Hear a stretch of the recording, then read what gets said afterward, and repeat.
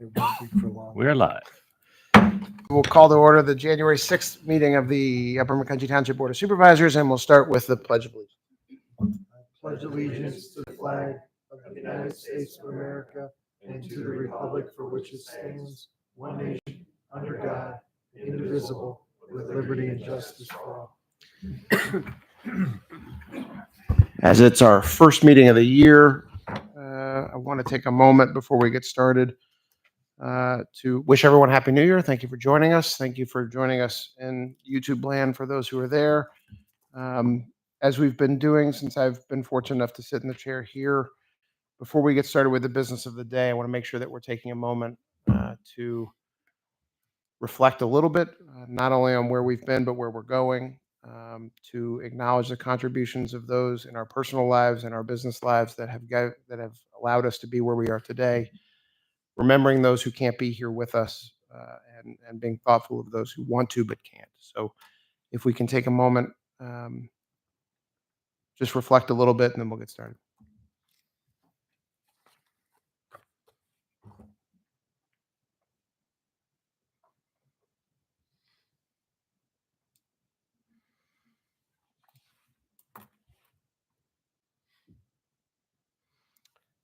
Okay, thank you.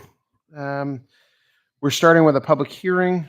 I'll make a motion to open the public hearing on the matter of the proposed amendments to Chapter 22, Subdivision and Land Development, Parts 2, 4, 5, 7, and 8 of the Upper Macungie Township Code of Ordinances. Is there a second? I'll second that. Thank you, Jim. This is a public hearing regarding ordinance number 2025-01, proposing to amend Chapter 22, the Subdivision and Land Development of the Township of Upper Macungie Code of Ordinances. The proposed ordinance will amend Part 2, Definitions, Part 4, Preliminary Plan Submission Procedures and Requirements, Part 5, Final Plan Submissions, Procedures, Requirements, and Recoding, Part 7, Design Standards, and Part 8, Improvement Specifications, as set forth in more detail in the body of the ordinance. The Board of Supervisors will not take action during this hearing. However, the Board is scheduled to act on it during the agenda item later in this meeting, and I will now turn it over to our Solicitor, Andrew Shantz. Thank you, Mr. Chairman. This is a public hearing and it was duly advertised on December 11th and December 18th in the Parkland Press.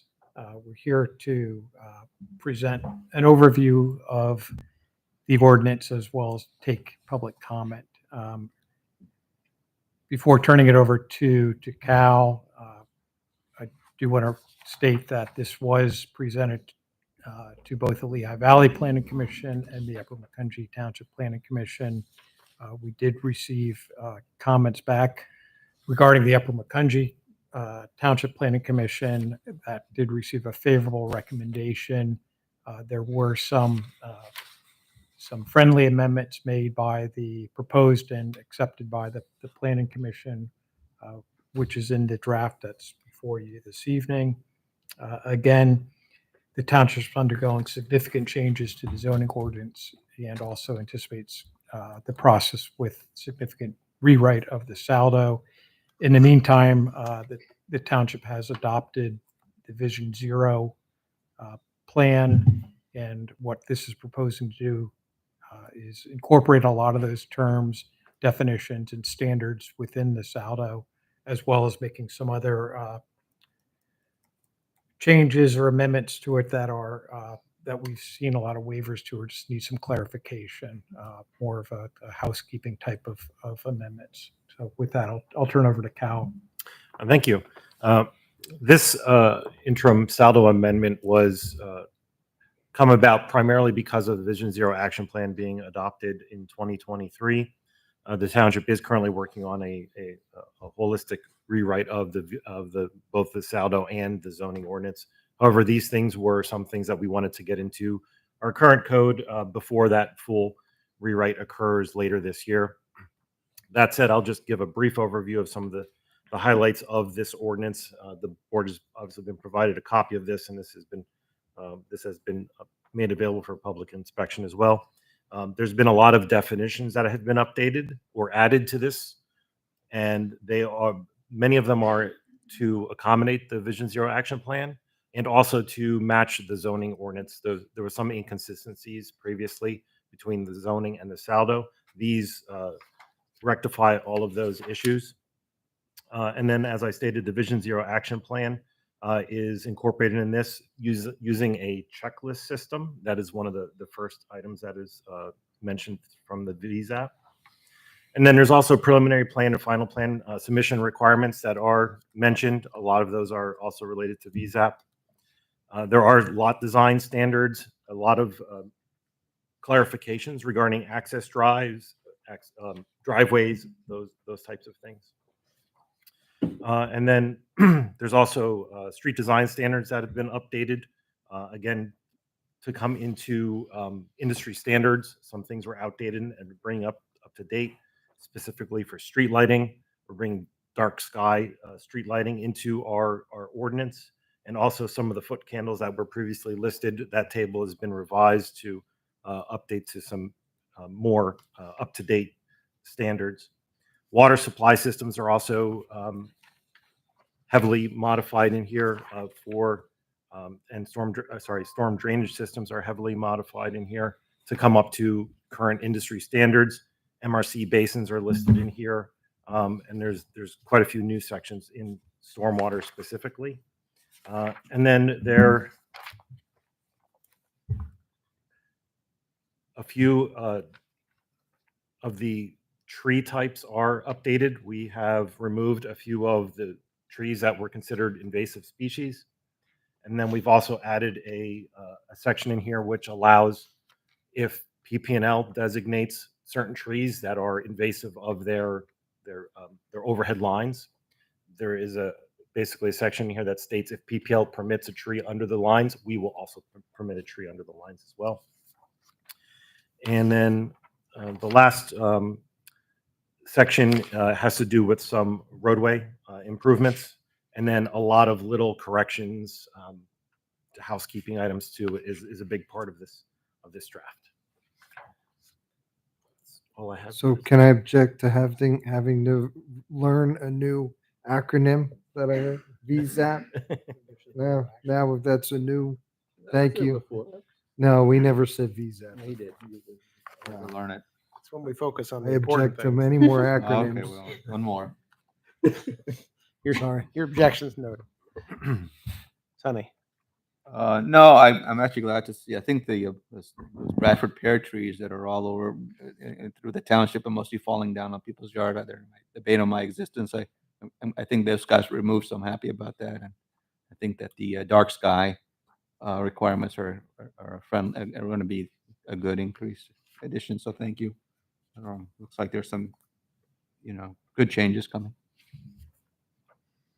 We got favorable letters from Lehigh Valley, all the other, Did you get Lehigh Valley Planning Commission? they have it? in? They have it No, listed? Lehigh Valley Planning Commission did not reply. Oh, okay. Okay. They were given. I missed that, sorry. Okay. I'm good for comment wise. Anyone else from the dais? Ryan, do you want to make comments on your first day? Welcome aboard. Thank you. Yeah, well, glad to be here. Thank you for appointing us. I did peruse it this afternoon. Seemed like everything was in order and updates that were needed for the VZAP as well as the administrative stuff. Okay. He's on the record. He is. He's now officially here. And Andrew, from a legal perspective, To go, staff and consultants, myself have reviewed this. Said before with the planning commission, there were some minor changes that I'm comfortable with, that they're so-called friendly amendments. They're not substantive changes, so we don't have to go. So when the time comes to Your that language is clear. Opportunity, reasonable interpretation. yes. Okay. public comments, anyone here today want to have the proposed revisions to the Saldo? Yes, ma'am. Come on up. Hi, my name's Nicole Gallio, and I'm the Director of Engineering and Design with Janda Land Company. So I had looked through this ordinance, we got it today, and I had a few sections that I wanted to bring to your attention just to have some topics of concern for us. So I don't know if I have the same document that you do, but on page 7 in my document, which is section 5J1, which is under the preliminary plan requirements section. One of the requirements of preliminary plan that's being added is a water will serve letter as well as a water system approval letter. At the time of a preliminary plan submission, you're not going to have a water approval letter from the water authority because you're working through the design process. As you're going through that with the municipality, you're going to be also in conjunction with that working with the water authority. So I wanted to ask if this approval letter is needed at the time of preliminary plan submission, if that's going to deem a project insufficient with an application that's being made.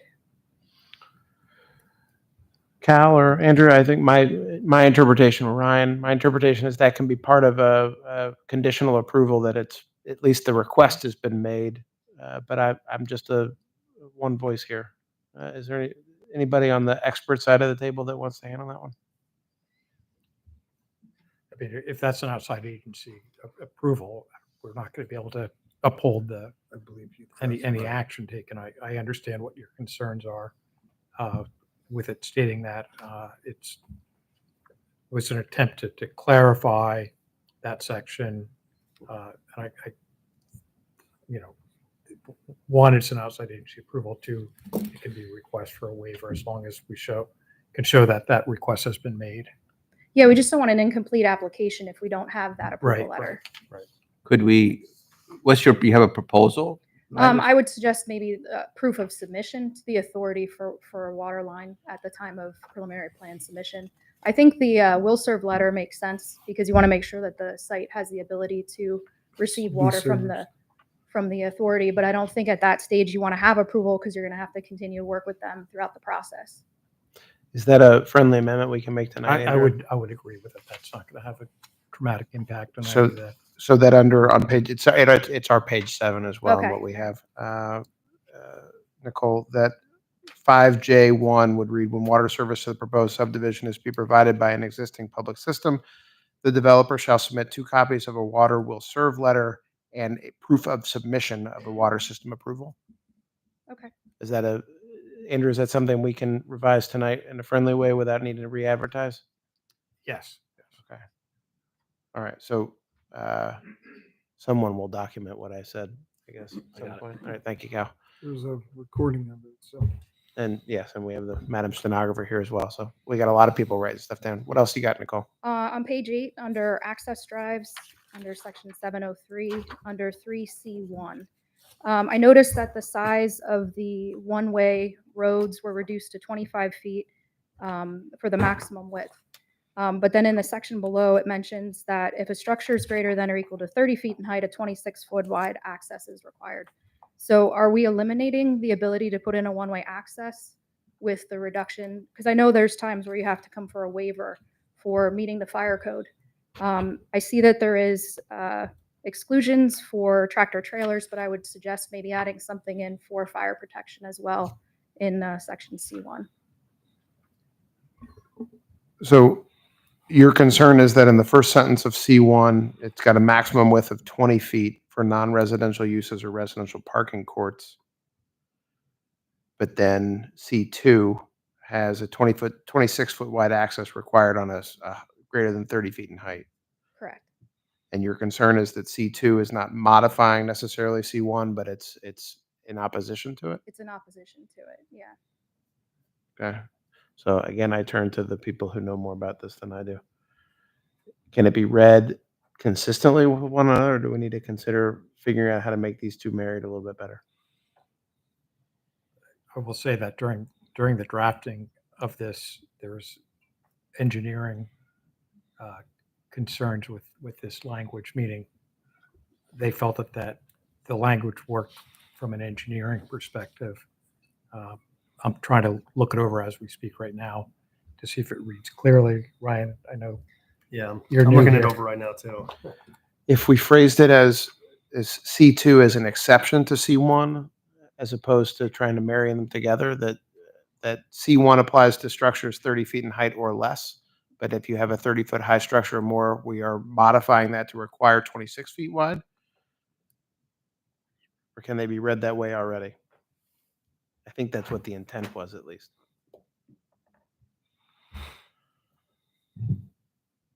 And Nicole, am I expressing that your concern on that as well? Yeah, International Fire Code requires the 26 feet, so we understand that, but we didn't want to create a situation that you'd have to have a waiver if you had a one-way street, but you had to have the 26-foot wide So fire it's, access. so your concern is more about adding C2, making it clear that that's reserved, that's an exception for heights over 30 feet. Correct. Yeah, Anything under 30 feet is covered by C1. correct. Yeah, it does exclude tractor trailer movements. If a tractor trailer movement requires a wider access, I just would suggest maybe adding if fire apparatus requires We that. don't like tractor trailers in this township. We're trying to get rid of them Understood. altogether, but not fire trucks. So I'm open to suggestion of how we can handle that. If we, A, if we need to handle that, or B, how we can, I'm just wondering, I'm thinking out loud, I'm not sure I completely understand your point, but if you're saying that C1 is for structures less than 30 feet and C2 is for structures greater than 30 feet, is that what you're? That wasn't what I was suggesting, but we'd be okay with that. What I was suggesting was adding where it says, permit terminating movements of tractor trailers, adding or fire equipment or fire apparatus, or, because it's not only tractor trailers at times that causes the need for a wider opening. so along your, the road. your concern could be addressed that except 35 feet if the applicant proves that such width is necessary to permit turning movement of tractor trailers and or fire mechanisms. Correct. Yeah. Fire apparatus. I was looking for a word. Thank you, Jim. Yeah, fire apparatus. So if we added fire apparatus as a secondary portion of C1, that would address your concern as well. That would help. Not opposed Any to it. objection on that? Andrew, is that something as a friendly amendment that we can do? That's certainly. Okay, friendly. so C1 is going to add permit turning movement of tractor trailers and or fire apparatus as a modifier. Yeah, and while we're still in this section, just a question on the minimum width of a two-way.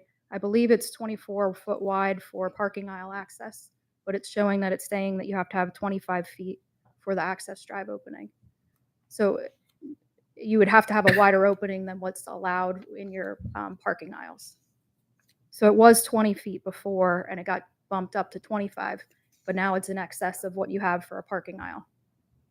You're talking about the second clause of that of Correct. C1, yeah? Yeah.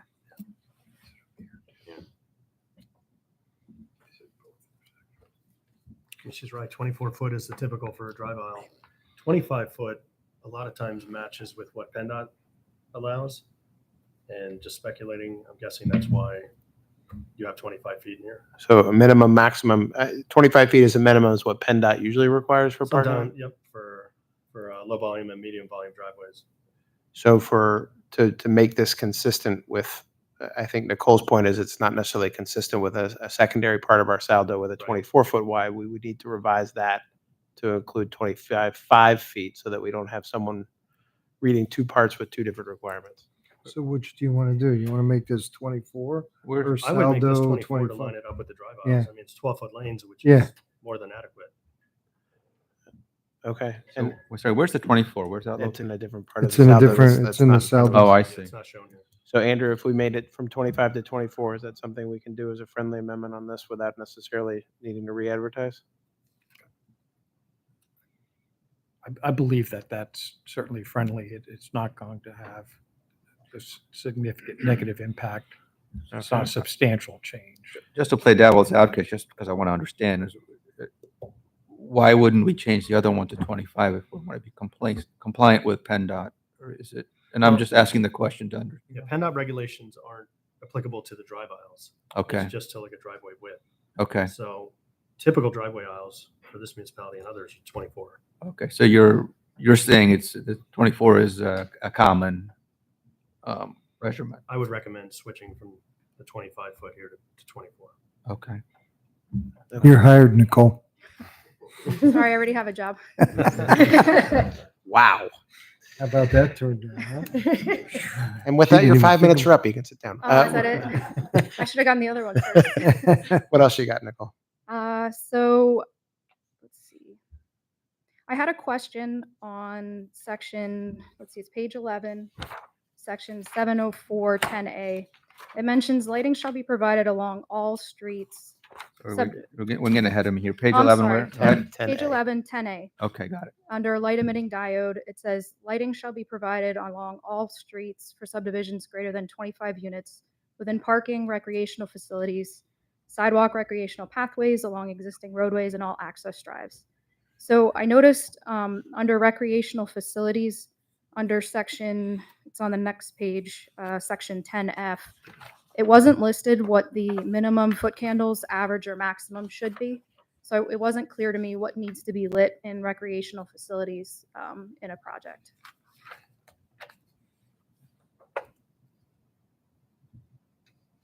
In the table, you mean? Yeah. On the table, you're looking for guidance on recreational facilities? Yeah, it has pedestrian pathways, so I didn't know if that was supposed to be applied. It's similar to parking lots, but it's different. And I wasn't sure what would be required in a recreational facility for lighting.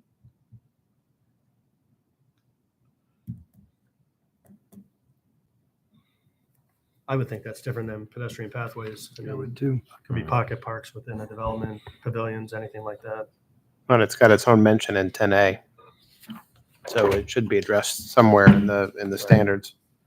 I'm not sure you can make that as a friendly today. I don't know. Right, that might be a future amendment.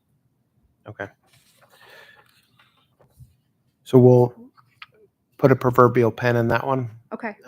Thank you for pointing out a missed piece, but we will commit to fixing that in the coming days, weeks, and months. Okay. Staying on that section, if some of these lighting requirements are along all public streets or all streets, if they're a PennDOT road, like an arterial or a collector road, and PennDOT doesn't require it, is the township now starting to require streetlights on any of the PennDOT roads? Because I didn't see any clarification as to whether it was a DOT road or not.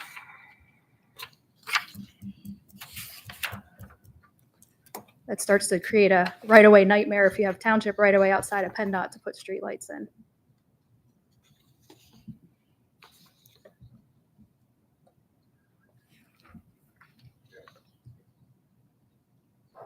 Paul, are you raising to provide a possible answer? Yeah, so when that was discussed. Can you, maybe you should Yeah, come come on up, up, come on up, Paul. Paul. So- Or you No. can sit at one of the tables.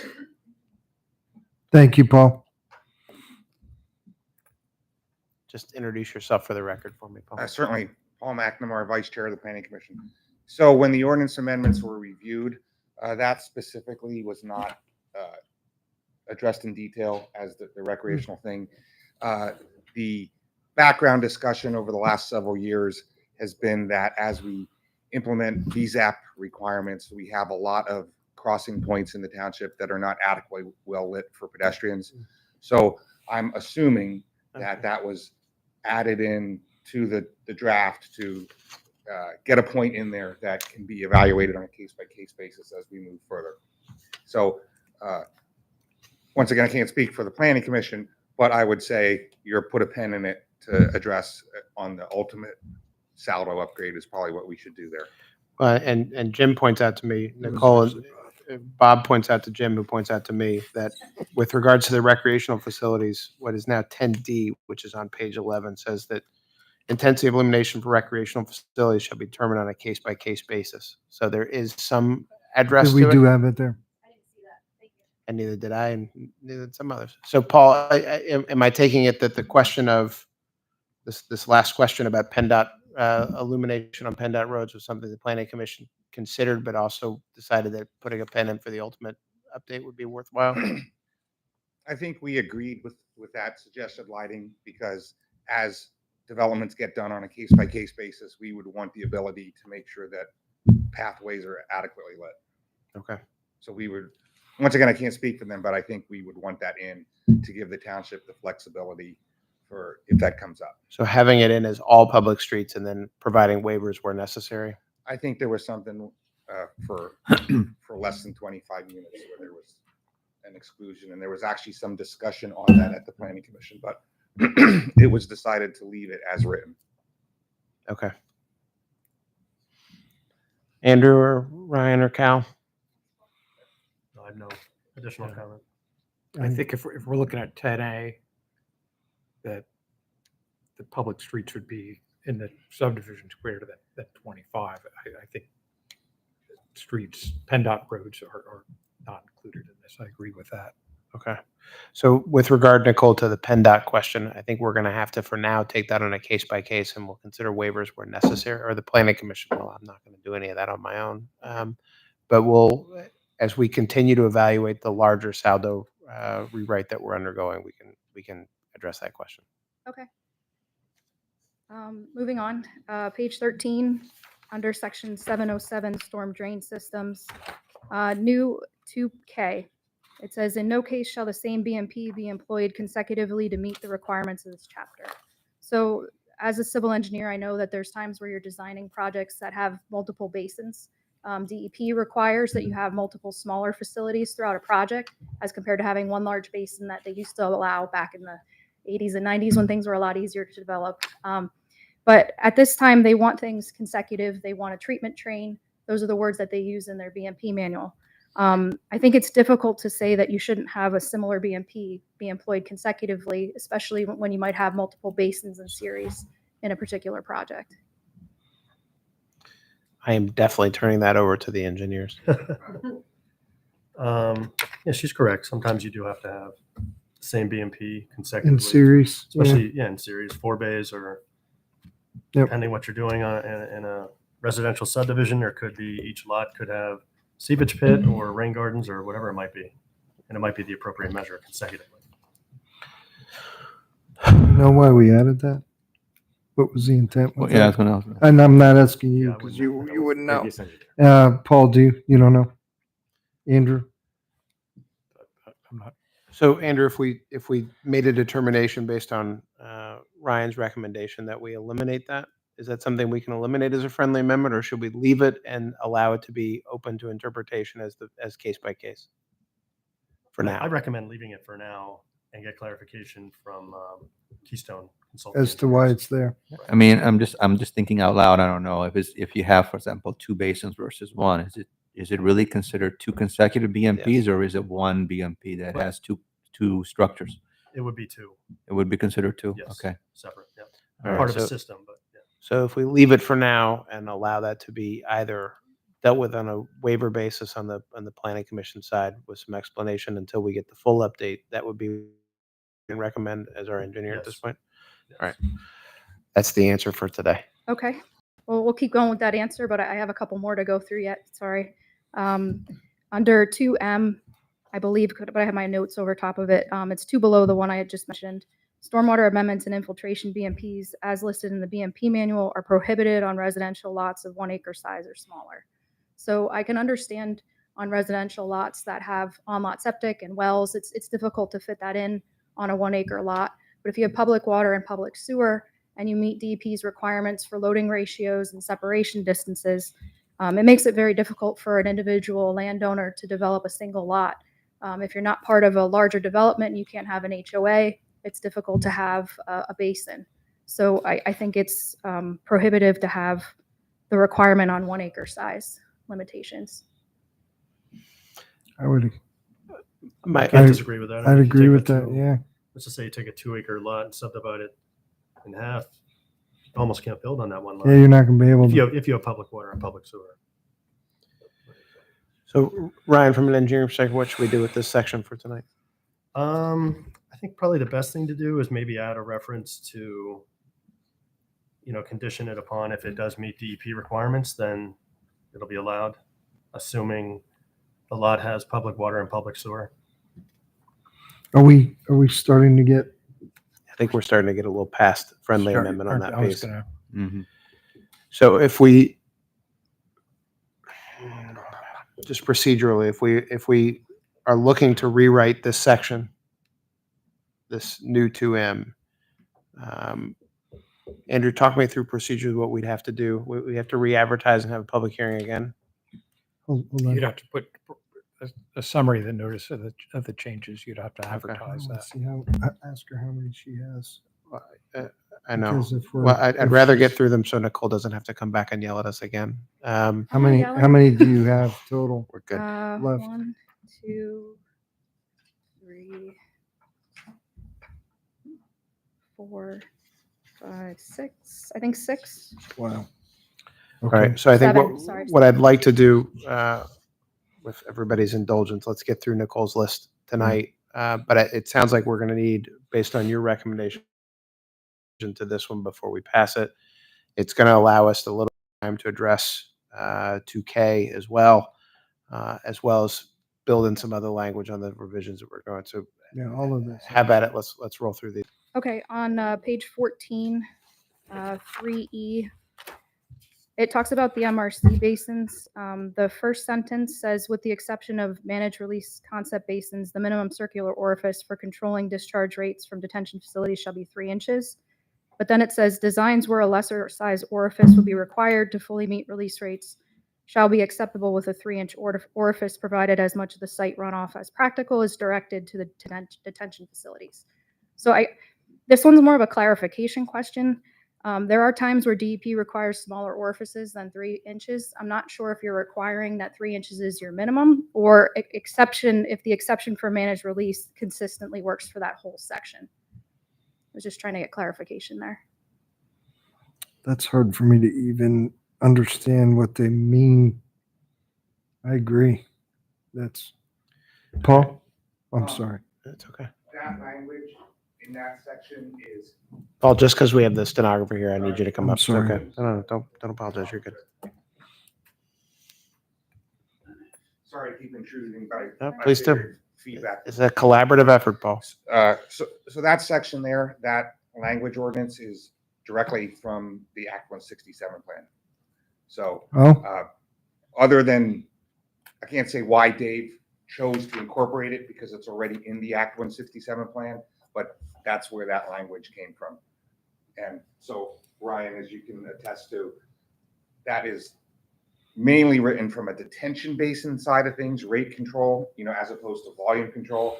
And in today's day and age, probably the LVPC would weigh in, and also the conservation district.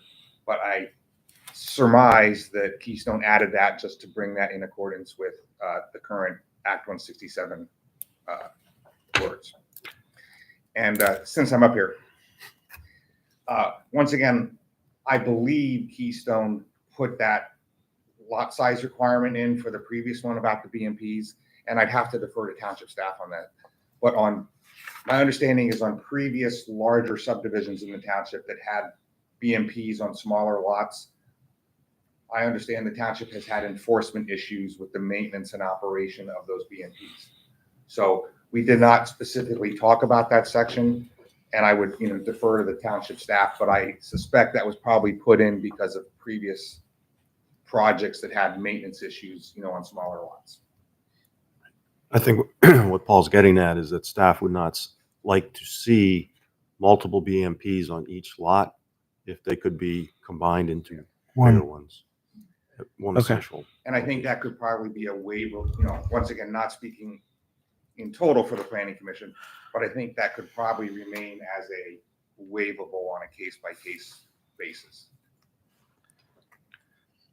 So are you saying that language should probably stay in the way it is, or?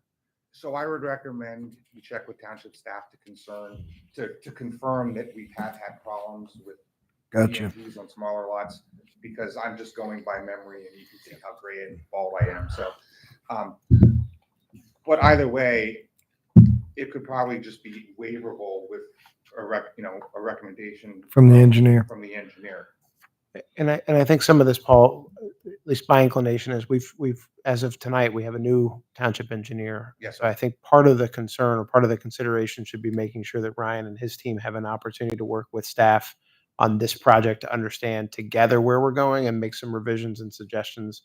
So I think considering where we are with some of Nicole's concerns, and I don't know if anybody else has concerns, my suggestion is going to be we don't approve tonight, we pull it off, give Ryan and his team a chance to work with Andrew and staff for another, if it takes another 30 days, it takes another 30 days, and then we'll re-advertise and put something that when I turn my head to my right and look at Ryan, he doesn't have a bewildered look on his face, and we can get good solid answers. I think he would. Already you got thrown under the bus. You Did you? didn't even really hang. Wow. Shift I'm used to it. Not no first day. Man, I'll tell you. All right. I'm just curious. How often does that case happen where you're forced into multiple BMPs? Are we talking about? We're backing up, right? So you're talking Multiple about, BMPs? Yeah, I apologize. Yeah. The multiple BMPs happen pretty frequently. They want to see a treatment train. The water quality requirements for DEP typically requires multiple BMPs in series to be able to meet the removal efficiencies that they require. Okay, thank you. Yeah, I'm sorry, apologize for moving No, back, that's but since somebody moved me back there, I thought I'd ask the question. all right. So Nicole, we've got the question about 3E on page 14. What do you got next? Okay, same page, 3F.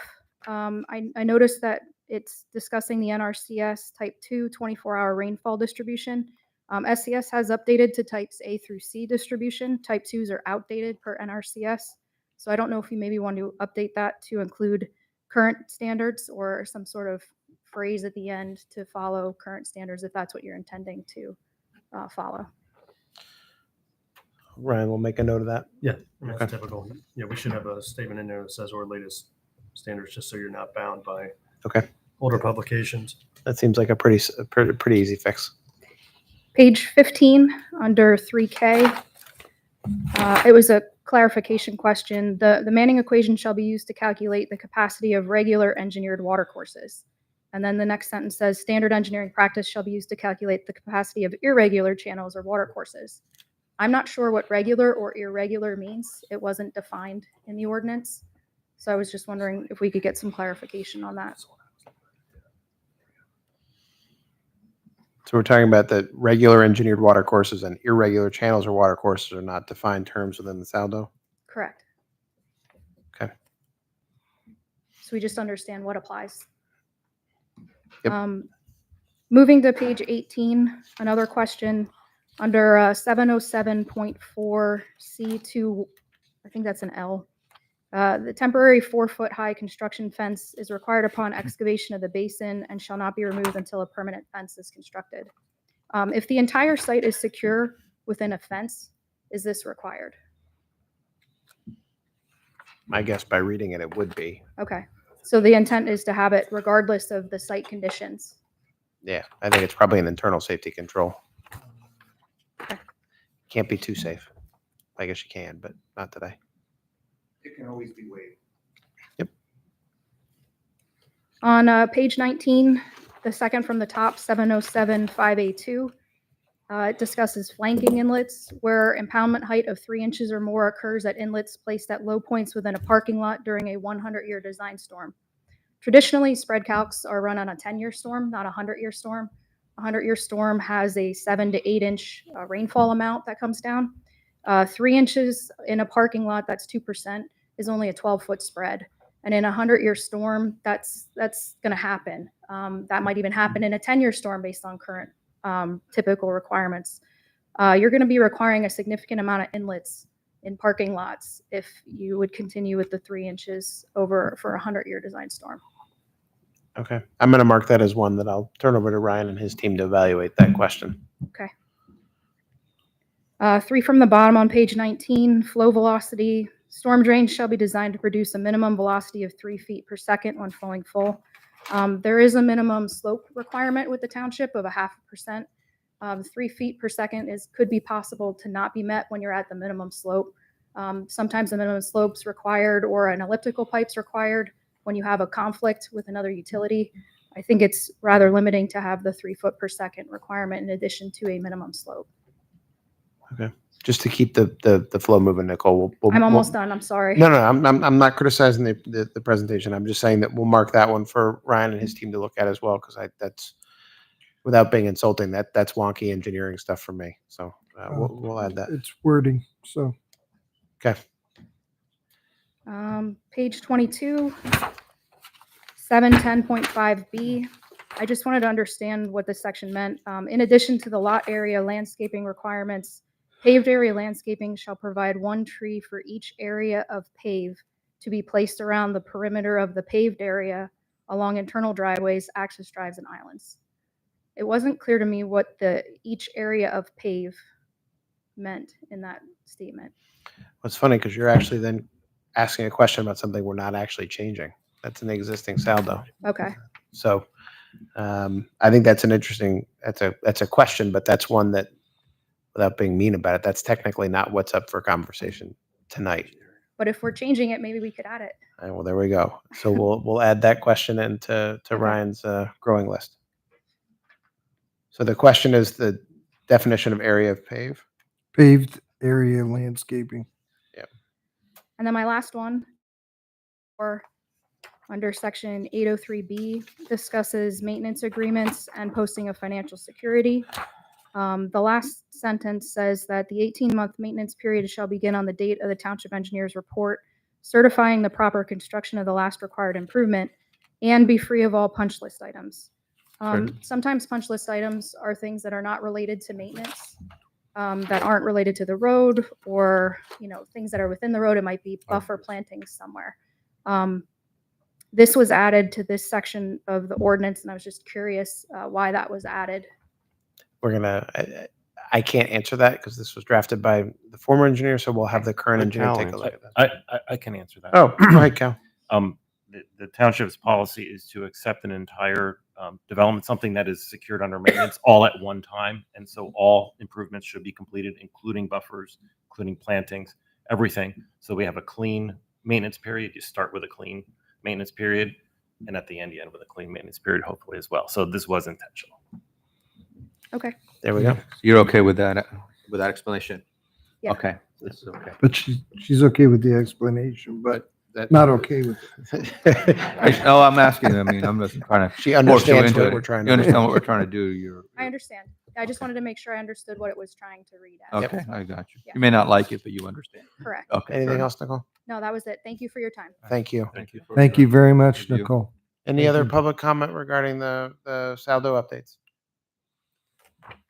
All right, seeing none. Any more comments from up here? We can close the public meeting. Want a motion? Motion to adjourn the public meeting, I Jim? make a motion to adjourn the public meeting. Is there a second? Second. Seconded. All in favor of adjourning the public meeting, signify by saying Aye. aye. Aye, excuse me, the public hearing, not the Hearing, public meeting. hearing. That would have been too easy.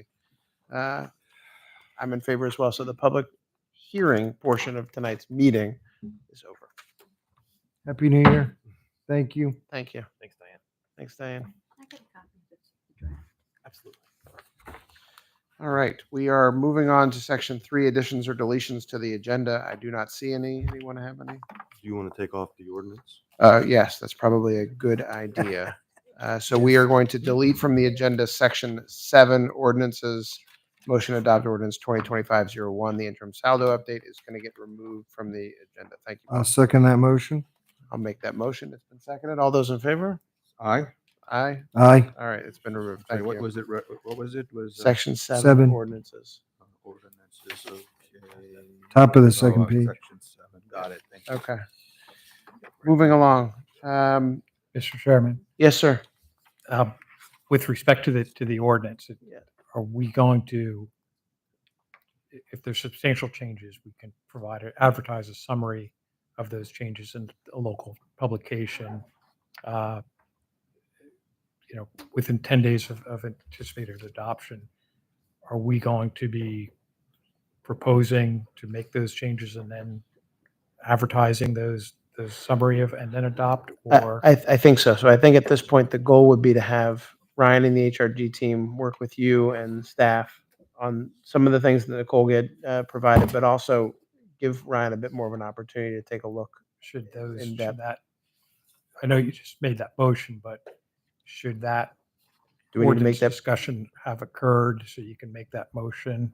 Or do you want to just make a motion later in the agenda to advertise the summary of the changes? I have a question. Since Ryan and his team haven't had a thorough chance to look at the Yeah, let's- ordinance, is it let's maybe amend better it. to have you check everything, including That's- not just Yeah. limited to what was brought up? Yeah. That's up to the township. We can take a detailed look at everything. So why don't we do this, if to where it's possible? Let's not have that as a deletion. We'll do that when we get to the ordinance, and maybe we'll, instead of passing on it altogether, we'll take Andrew's advice. We'll craft together a motion as to how we want it handled in the re-advertisement during the I'm- course of I section make a 7. motion to remove my previous motion to remove it from the agenda. I'll second your previous. Well, now it's a motion to add it back to the. Okay, Yeah, well, Two negatives. All one those in right. favor? approve that emotion? All right. So what you heard earlier about it deleting from the agenda, that Forget didn't it. actually happen. And we'll swear to that, and the YouTube video will support us. All right. So we're on section 4, minutes and financials. Thank you, Andrew, for that. I'm going to make a motion to dispense with the reading of the meeting minutes from the general business meeting held on December 5th, 2024, and to authorize the payment of the bills for the month of December in the amount of $7,247,031.55. Is there a second for that? I'll second. Motion been made and seconded. Jim is queasy at the number of 7 Wow. million. That is a large expenditure. Bob, that's related to Community center. community center There was expenditures. two monthly payments combined. That's a lot of concrete. All those in favor of the motion as read signify by saying aye. Aye. Any opposed? Thank you. That passes. We have no presentations. We have no discussions and updates. And now, remarkably, we are on section 7, previously removed and added back in ordinances. Andrew, do you want to give us some guidance on phrasing the motion that we've talked about with regard to the ordinance? Can I I think That's your ordinance, right? make a motion to re-advertise? That's all we have to do, right? Is we just table table the The motion to adopt. the adoption of. motion to adopt and And then you could make a second motion oh, we have to do it as two? to re-advertise, to not re-advertise, but to advertise a Advertise summary. a Not to get too changes. technical, but we have this now on the agenda. Correct. There's an ordinance here for adoption. The board does not want to adopt it, Andrew. What is the wording of the motion? I'm going to make a motion to table the motion to pass the ordinance until such time as we've advertised a summary of changes that are made by staff. That's appropriate. Staff, engineer, and legal counsel. That'd be Second that appropriate. motion. Okay, so the motion on the table is the motion at bar is to table the motion to adopt ordinance 2025-01 until such time as we have had opportunity for HRG, legal counsel, and staff to review proposed changes and advertise a summary of those changes as required by the NPC. I can have a question of. Let's get a second on that. Which I seconded. second I thought you already. All right, sorry. now, go ahead. All right. I just think that given that we've got the new engineering firm, I just don't want to limit it to what was discussed, but I'm suggesting that they look at everything. Are you okay with that? I And I don't know, we need to say that. No, I don't think we need to. Brian has full reign. I of- believe he's going to do that already. Okay, so But when you say everything, Sonny, you're talking about everything that we have in the packet. yeah, tonight. everything that was going to be approved, because I just don't want to look at the things that Nicole mentioned. I think it might be appropriate to give him a shot at everything. Okay. That was in the package. Okay. And we're okay with that. I just don't know if that was I- incorporated or not. That's just okay. All right, cool. Yeah, I thought that was sort of built in. Okay, fair enough. Then I didn't want to take any chances. All right, so all those in favor of the motion to table the motion to adopt ordinance 2025-01 until such time as staff, engineer, and solicitor have had an opportunity to review and advertise a summary of those changes, signify by saying aye. Aye. None opposed. So we've tabled that motion to a time in the future. That was exciting. We are now on to resolutions. Resolution A, resolution 2025-01. Hold on. Go Do ahead. we need to make a motion to advertise this? Are we going to get That this was done? included. Oh, he's Absolutely included. I'm sorry. Mhm. I apologize.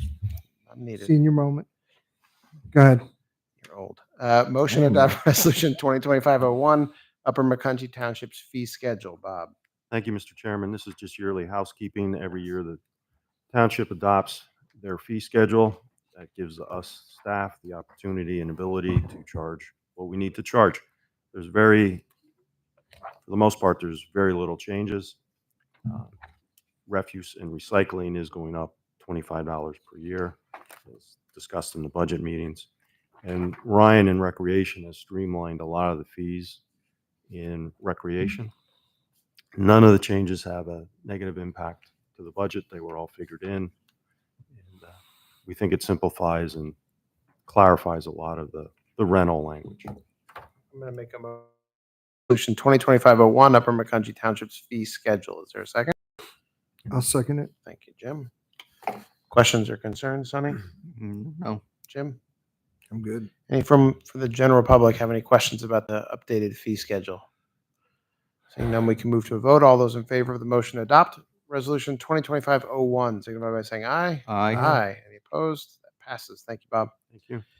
Resolution 2025-02, docket 2355, Trans Edge Final Land Development Plan. Cal.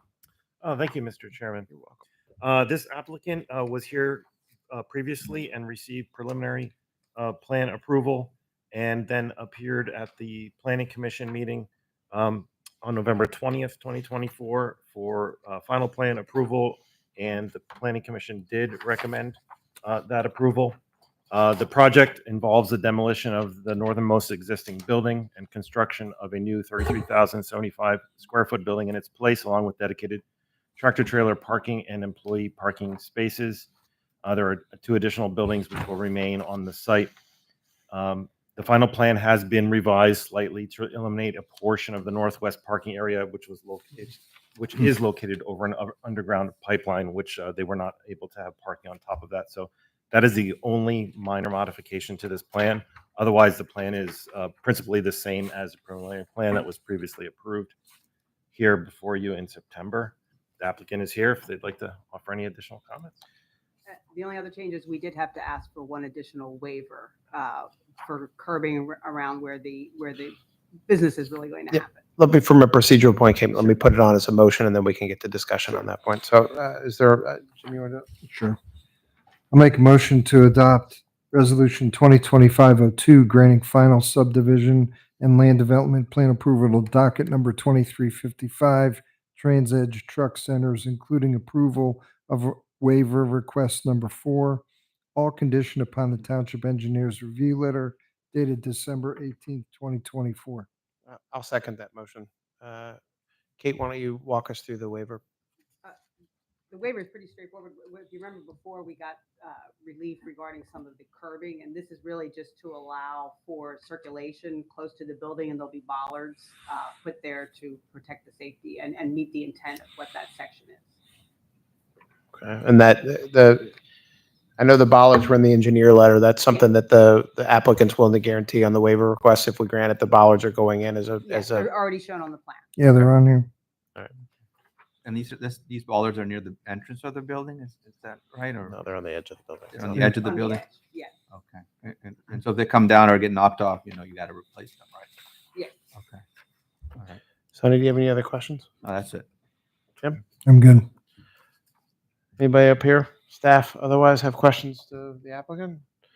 Otherwise, if anyone in the public have comments regarding Resolution 2025-02, final subdivision and land development plan approval for Trans Edge Truck Centers expansion. Seeing none, we can move to vote. All those in favor of the motion to adopt Resolution 2025-02 as presented, signify by saying aye. Aye. Any opposed?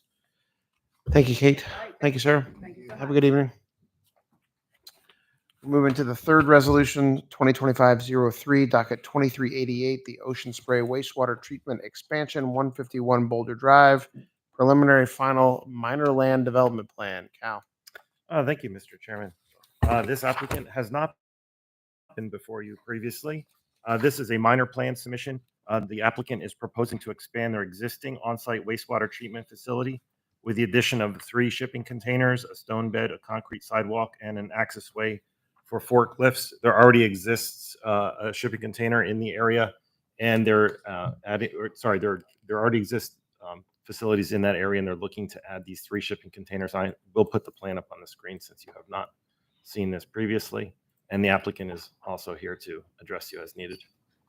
This, I will mention, due to it being a minor land development plan, between the township engineer, the zoning officer, and myself, we all determined that this would qualify as a minor plan, and the planning commission review was waived for this item. Okay.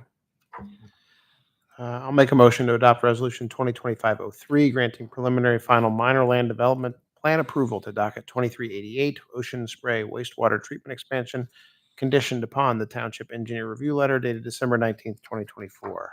Is there a second for that? I'll second it. Thank you. Questions? Sonny, anything? Okay, so this is not my area of expertise, and maybe it might be more Jim's, but I'm just want to understand. So the stone that you're seeing back there, is that can you walk me through like how this design works? And just what I'm asking is I just want to know if there are any kind of mechanical sounds or any kind of noise that might be generated that might be more enhanced because you're working out of a shipping container versus say a solid permanent structure. How you doing? Tim Casey with Gilmore Associates representing Ocean Spray. So the stone bed will have the containers on top of it, and the equipment is contained within those containers. So the noise should be muffled and not, anything obtrusive. So I think that, it's standard for an industrial park, that type of noise. Okay, so Just mixers, pumps, Yeah. small blower. Membrane filters. Oh, they're membrane filters. Yeah.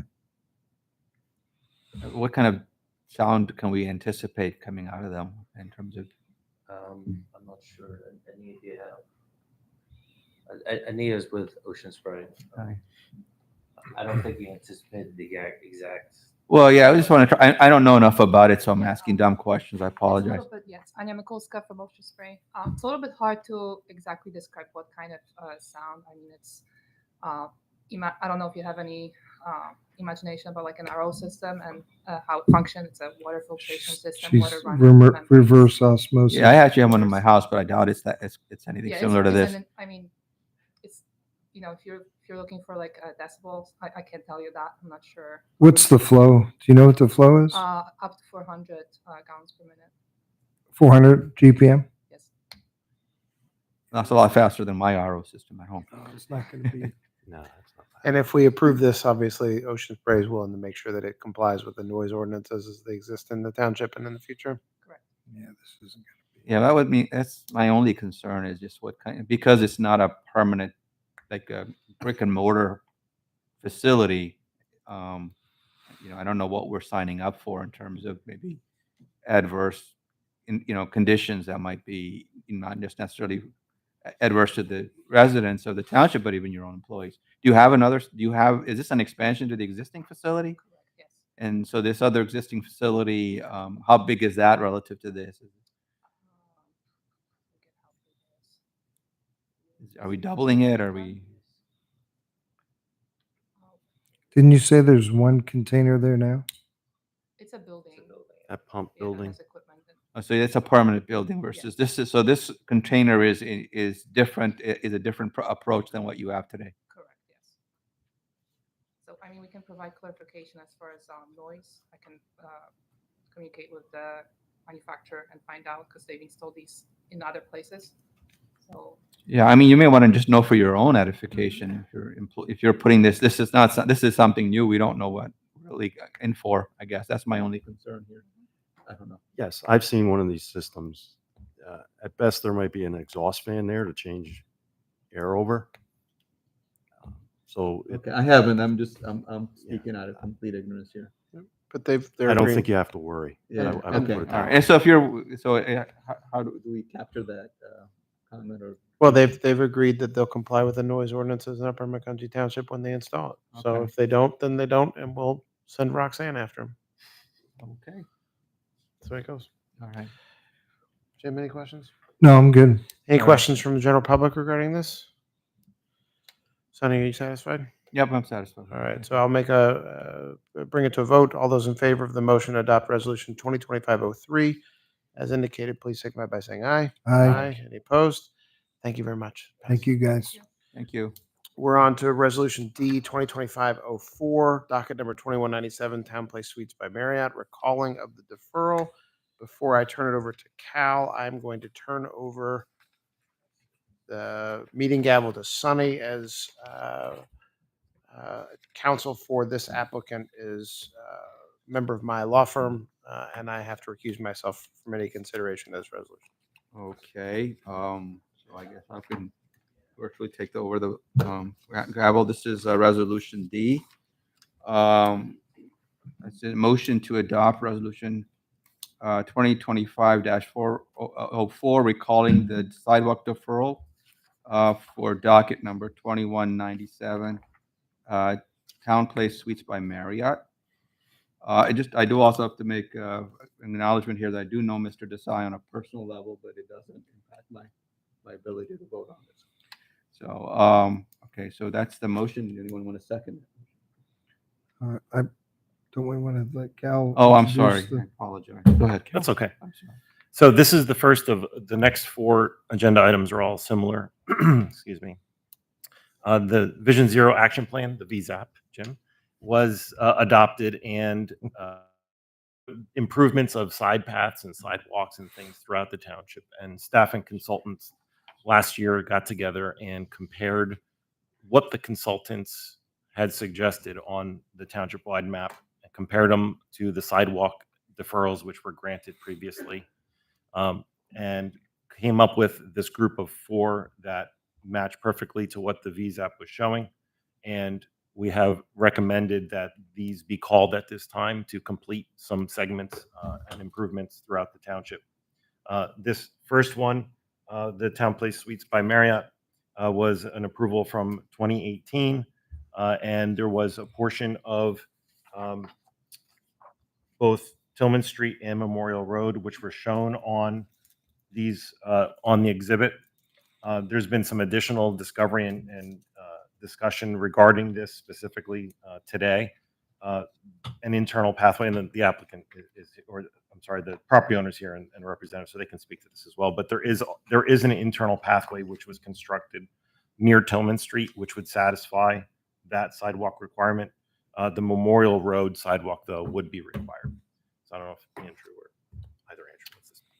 I think we'll turn over to the property owner and their attorney and engineer for discussions, but let me- Cal's summary is correct. Let me make a motion, Sonny, or can second, Okay. and then we can.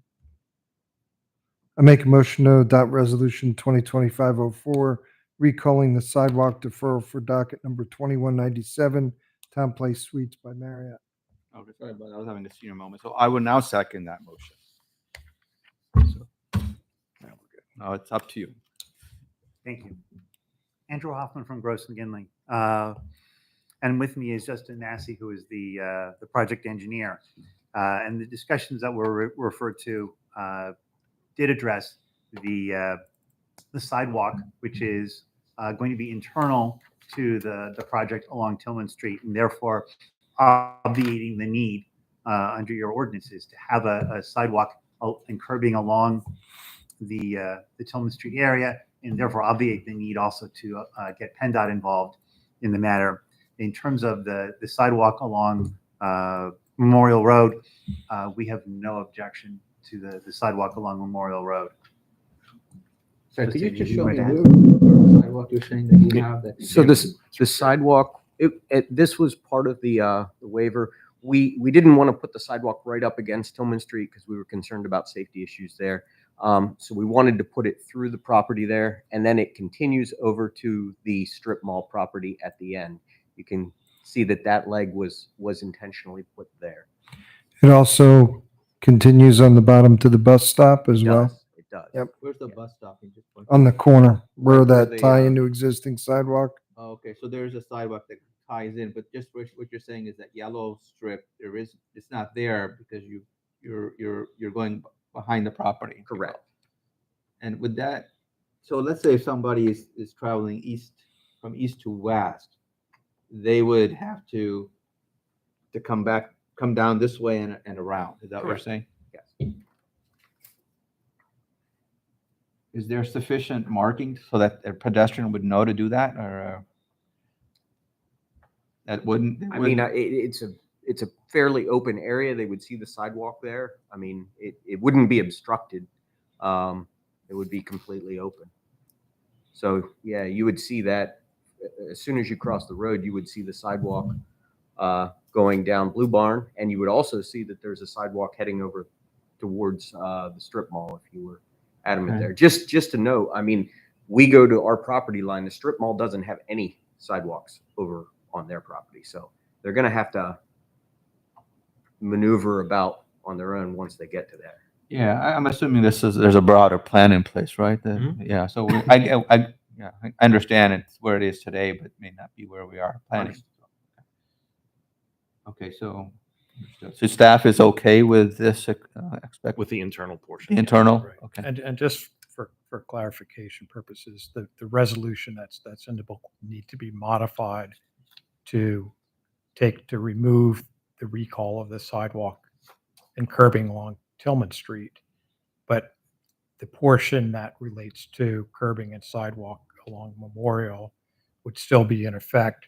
And the resolution provides a period of 18 months to allow that to be installed. We'd want, and this is applicable to all the remaining 3 resolutions, but we'd want cost estimate provided and have some type of not a full improvements and maintenance agreement, but we want some understanding and put in writing for this. So that's part of the requirements of the resolution as well. To what? To be responsible for maintenance? Is that- Right. We want it to be guaranteed that it's going to be installed and properly maintained for the 18-month period, as it would have been if it was required under the original land development. And I think there were some concerns about timing from your standpoint. That timing can be extended, but we don't want to extend it at this point in time. And I think you had questions about whether or not this would hold up as CO. That's correct, because the hotel is close to opening. Right. We would not want this to delay that. No, it would not delay. I have a couple of questions regarding provisions needed to allow public to access through the site now. I've never reviewed the site plans, but are there notes in there that allow the public to use the sidewalks internal to the site? There Are there actually easements in effect? there actually is on the waiver. It's specifically mentioned going through the the waiver request that we made, and that's on the plan, specifically mentions the walkway through the property to the other side. So it mentioned, okay. So it's actually noted in there with the waiver. And it mentions that public's going to be allowed to Yes. access it? It does. I just have concerns that, there's not an easement, it's not public right of way. Good point. If this property were to change hands, the next owner might want to put no trespassing up or something like that. Good. And there is a note on the plan that says that it is Okay. a condition of That's what I was the asking. condition of the waiver deferral was that they provide an internal walkway, and the ordinances now have been updated to allow for Reflect it. internal pathways. So So what I'm hearing, though, we do need to modify the waiver from where it is today. Modify the motion, I should say. Is that what I'm hearing from where, because we're accepting the internal walkway? the motion was broad and didn't specify Okay. Tillman or Memorial, but if you want to modify it to just include Memorial and the walkway, that would be acceptable to me. I make a motion to amend my motion to recall the sidewalk deferral for the Memorial Road only property line. And not to recall the deferral for the Tillman Street. And Andrew, is that sufficient or there? That's sufficient. That's sufficient. Okay. So As long as have you a comment. second it. Okay, I'll make this. I wanted to just clarify. Oh, I'm sorry. I just want to make sure that was sufficient. Okay, I can second. Okay, so motion's been moved and seconded. All those in favor? Oh, I'm sorry. I didn't see you there, Paul. Apologize. Go ahead. So if I can clarify, you're not, Public you're recalling the deferral for the applicant to place sidewalk along Tillman Street as shown in yellow. Is that correct? Yeah, I believe that's it's correct. there. Yeah. Due to the fact that they requested a waiver to utilize the internal pathway, and staff has reviewed that and recommended in favor of that waiver. Am I recalling that accurately, Cal? Yes. That's Okay, so what that was based on. will there be sidewalk constructed along Tillman Street where the yellow is shown? No. No. Okay. So with that, I'd like to make a few comments here. So When the planning commission reviewed this during the approval process, the planning commission required sidewalk and curbing along Tillman Street where the yellow is shown. When it came before the Board of Supervisors, the Board of Supervisors rescinded that requirement. I was also a member of the Vision Zero Action Plan. When the Vision Zero Action Plan was developed, we specifically looked at Tillman Street in this history of pedestrian fatalities and specifically decided to add the yellow back in again. So I would recommend and ask that the supervisors recall the deferral and require the sidewalk placed along Tillman Street in the public way where it is, in the public way, it is direct and intuitive for pedestrians and will provide another link in the chain to interconnect the businesses in that area. Yeah, Paul, actually, I was on the planning commission. I do thank you for bringing that up because I do Yes, sir. remember that discussion, and I know when I was on the planning commission, I remember being, disappointed that it was deferred at the time. So I Now you have the chance to make it right. Yeah, you're right. I thank you for reminding me of that because it was 2018, so it was a little while ago. That was my concern too. I don't know how intuitive it is, and frankly, I think we've had at least 2 fatalities in recent history on this intersection. So I kind of agree with Paul that it's better to be safe than sorry. Even maybe we can, if the issue is, PennDOT approvals, we give them the opportunity to at least make the approval request. But That was the applicant's reason in 2018 that they did not. I remember want to go that. to PennDOT. Yeah, I recall that now, and I tend to agree with you, Paul. So I don't know. It's up to you, Jimmy. It'll have to be If I could, I do believe from my discussions earlier today with your solicitor that your ordinance now does allow for an internal sidewalk as opposed to a sidewalk out along the street, and therefore we are complying with your ordinance.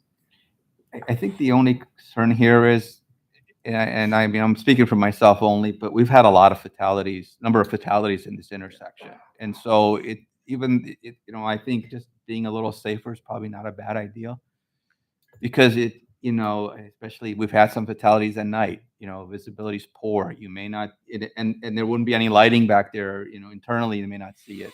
And frankly speaking, I think people tend to take the shortest path.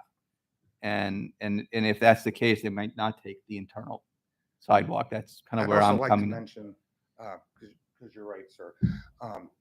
When this came up before the planning commission accepted, agreed with the recalling of the deferral to place the sidewalk along Tillman Street. Say it again. So the deferrals were before the planning commission, and we reviewed the deferral requests, and the planning commission agreed with the routing in yellow as shown on this. So in 2018, we required it. And when this was up before us, I think a month or 2 ago, we agreed with requiring it again. So you're basically saying the planning commission's recommendation is to keep the yellow line on. Well, that's what we voted for. That's what you voted on for those reasons. Yes. Okay. And, as a firefighter in Upper Macungie for more than 20 years, I've been involved with some of the fatalities in this intersection. And I will never stop saying that the more we can do to improve this area is the better for all of us. So I'd like to make a motion to amend my previous motion to go back to the original. Okay. I'm cool with that, and I second that motion.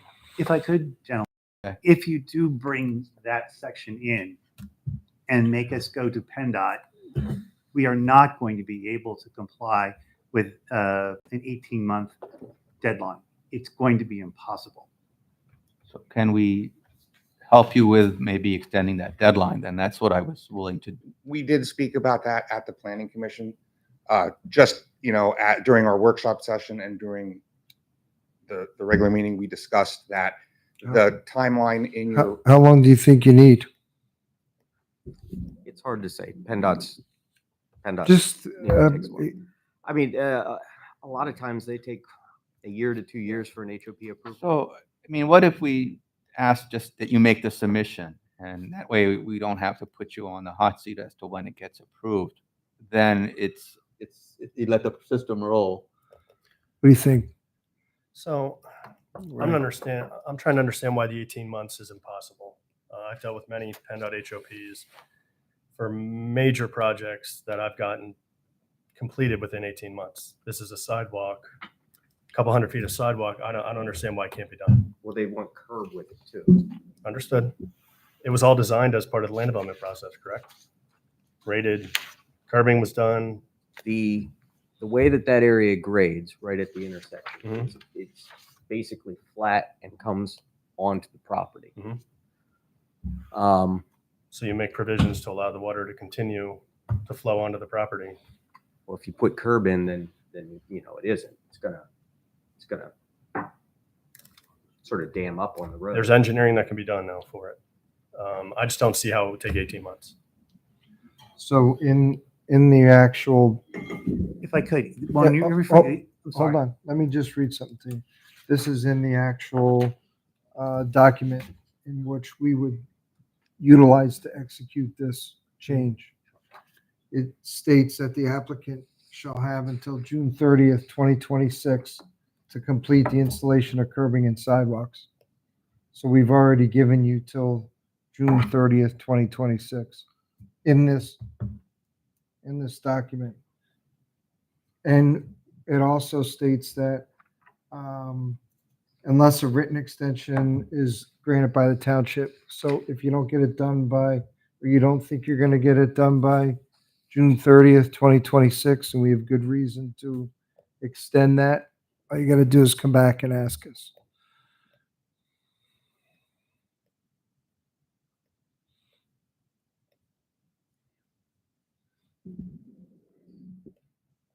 We understand your position. I do think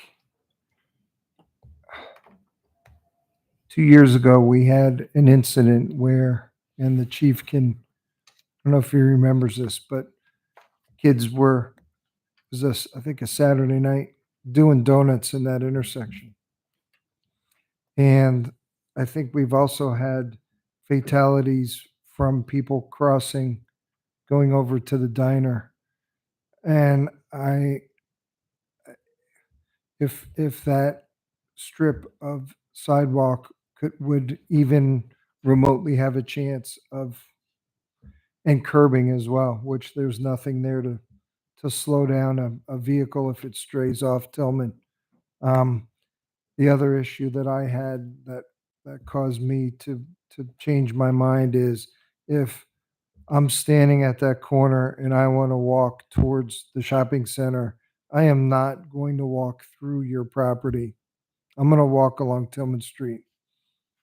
I mean, that's just human nature. Yeah. I Agree. So in this instance, I would agree with Paul and Sonny, and it's probably best in light of our VSAP. Am I saying it right? Program to got to start somewhere. So I mean, even if thank you, it Paul. saves one life. No, what's- thank you. so- Okay, so I guess we're just keeping it at this. As it is, as it is. and if you want to call a vote or ask public for, Is there any public comment? Or do you have any additional comment? No. No, and there's no other public comment?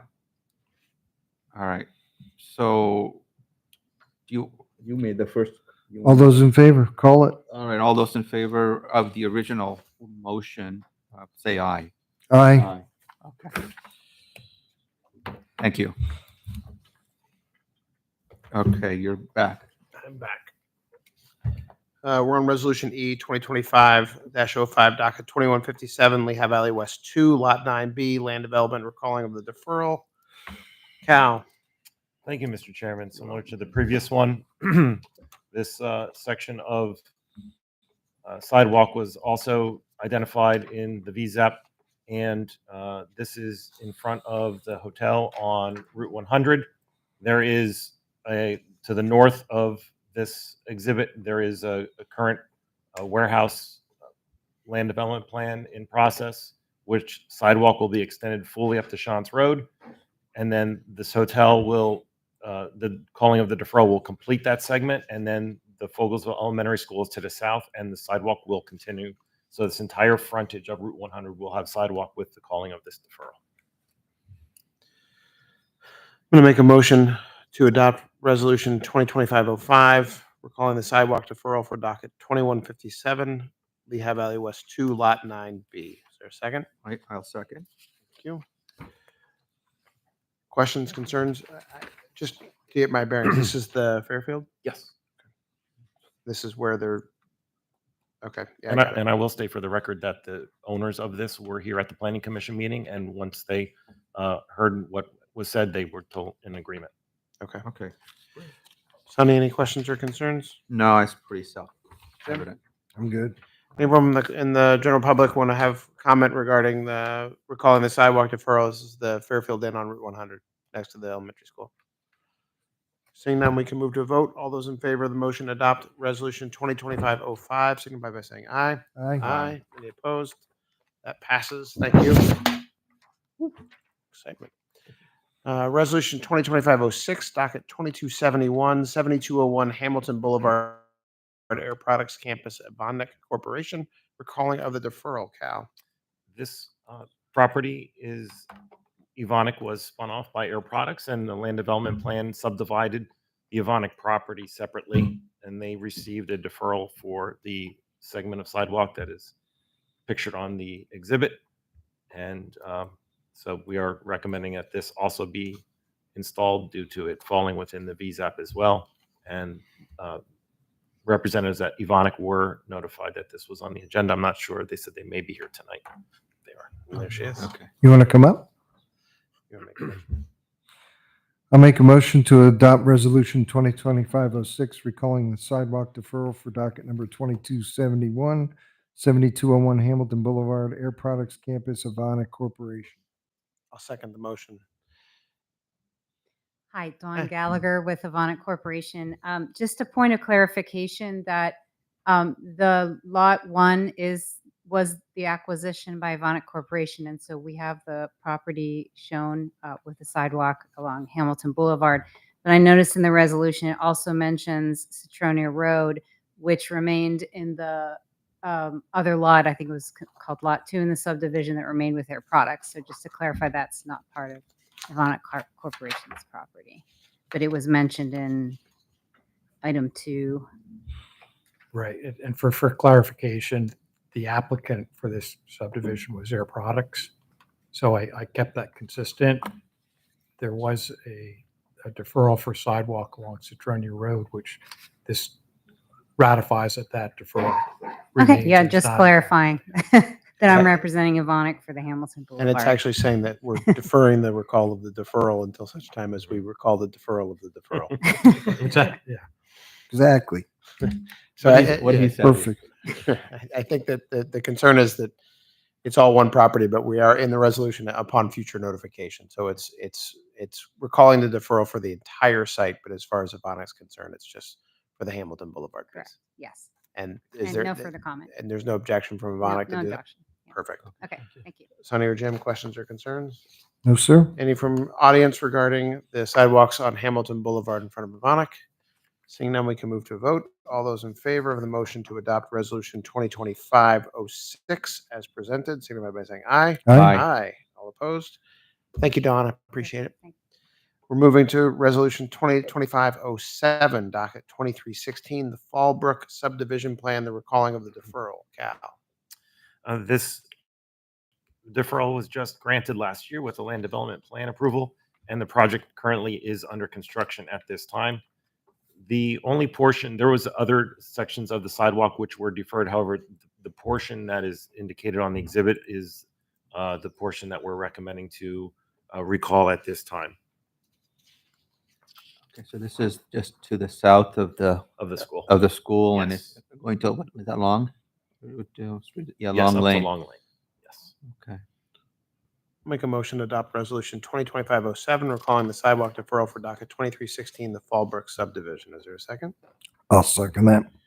So much like the last one, Andrew, is there, because we're not recalling all of them at this point, is there a deferral of the, or a deferral of the, That's correct. We're Well- limiting this just to, as depicted in yellow on the exhibit. okay. And we'll be able to subsequently come back and make that deferral request for the remaining portions of the sidewalk that we need? That's correct, yes. Okay. And are we going to be able to do it just as a notice, or do we need to actually have a secondary motion for that or resolution for that? For the, For the remaining future. portions? that would be in the future when it's deemed necessary and appropriate. Right, but like with the Avonic one, it was upon future notice, so we've passed a resolution, it just requires a notice. Do we need to do a separate resolution or notice, or is that language built in that? I propose to have a separate resolution at that point in time. Okay. Questions or concerns on the dais from the audience? Seeing none, we can move to a vote. All those in favor of the motion to adopt resolution 2025-07, signify by saying aye. Aye. Aye. None opposed, that passes. We are rolling along now. We are in the motion section. Section 9A, awarding the IT, that's information technologies, and phone contract for the community center. Robert. Thank you, Mr. Chairman. This is the last construction contract to go with the community center. It's for phones and IT, information technology. It includes the running all the wires, all the waypoints for the wireless access and the phones. It's part of two cooperative purchasing agreements that we're part of.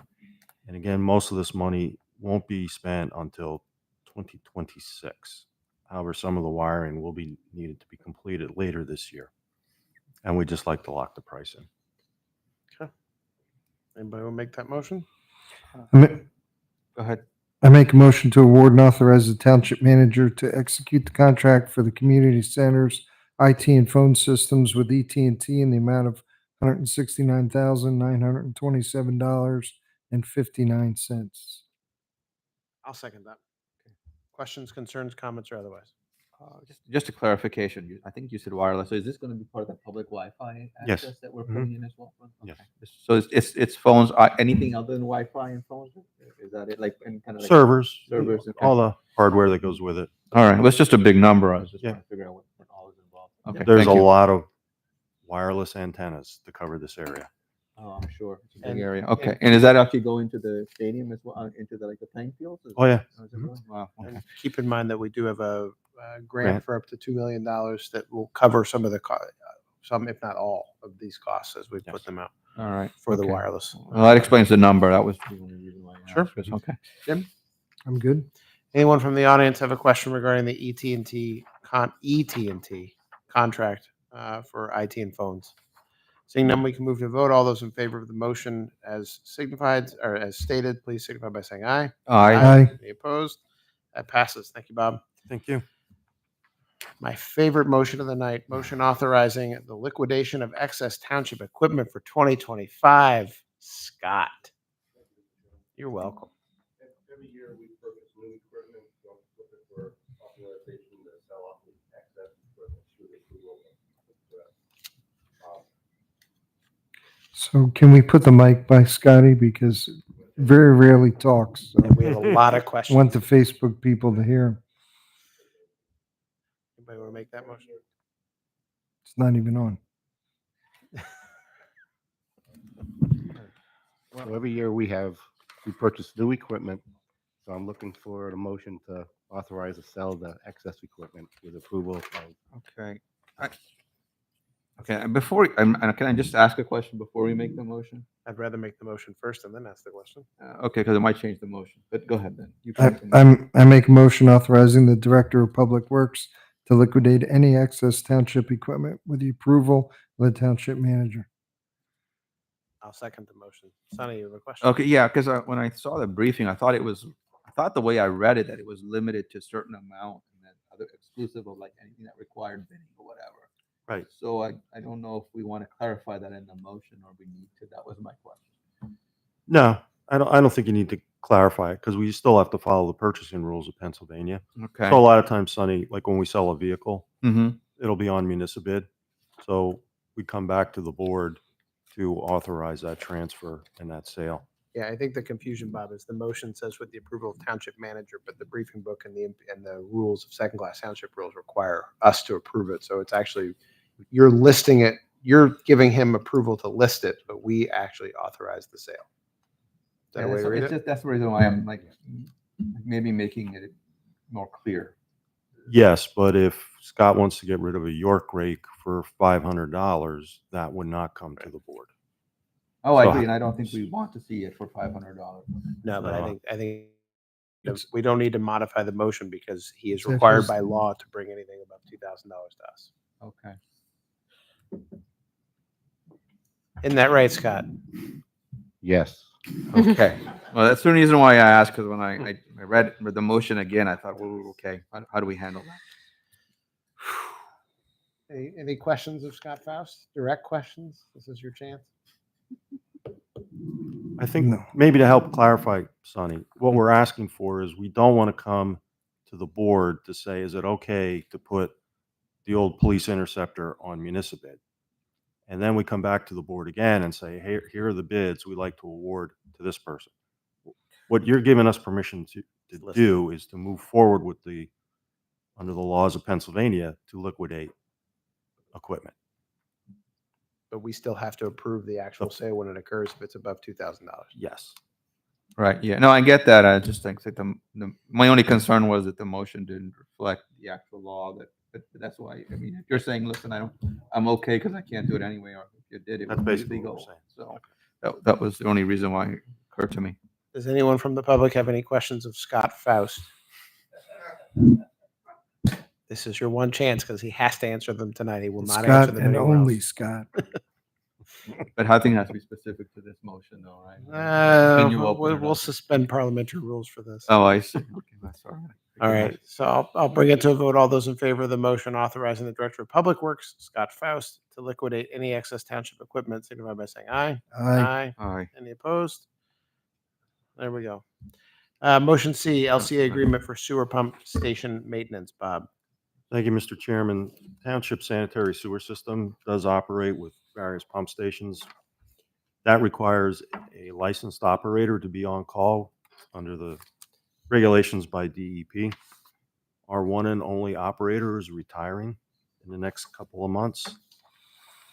We've been unable to hire a replacement or to promote within at this point, so we've contacted Lehigh County Authority. They would be able to provide us that on-call operator, and if needed, provide the service to do some of the minor repairs and just make sure that we're maintaining the pump stations per DEP requirements. It's basically an oversight review of what we're doing with existing staff.